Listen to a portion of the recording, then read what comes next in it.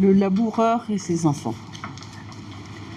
Labourit à poignit, en douar à vago, à neb el labouro.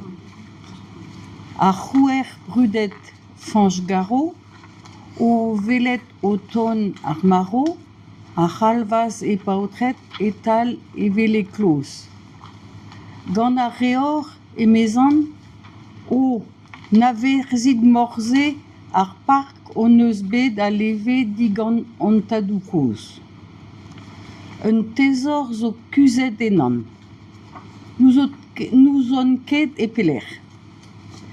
Gant un tammig galon a gant ners o tivrer et te kwesfes varnan. Distruit en douar, var l'air en neost ractal, freusit, toulit, palit, a santkit don ar bal, et pepcorn hag e pep rouden, hag en distera poulouden. Maroantad, ar pautret a zank en douar, duman, duze, duon, ar pal hag an alar. Hag a ben bloaz, un neost druz a founus. Tamaran, tamaour, met ar gentel dalvoudus. Roet a raog mervel d'ar potret gandozad. Setu ar gentel ur gwir d'enzor eo labourvad.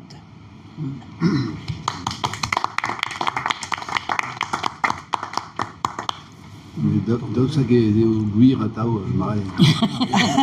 Vraiment.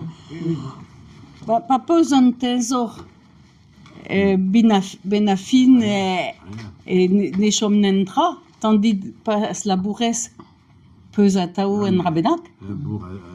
Labourdoar. Ah non. Tameg spécial. Ya. Non. La poinsée, Marté, et moi. Les Gastines, Fange Garo, à Broléon. De Broléon. À Broléon de bois. Oui, c'est labouré, c'est que ce qu'on a.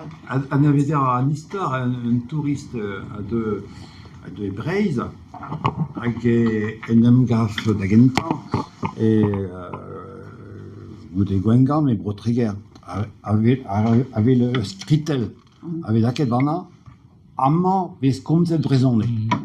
Vous disiez, ils appellent là. Ils appellent là, passer à la Montroulès, à Guéru et Broléon. Avec le Skritel, il y a amant nebeske kumzet, amant avec la bourrette. Es que kole damsa da guzial ama bez la burreta. Plutôt. Ama bez que kole damsa da guzial ama adu da la bourre.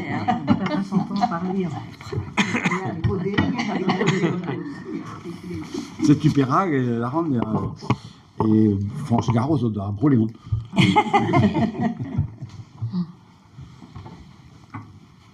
Théod Ir, Dornebert.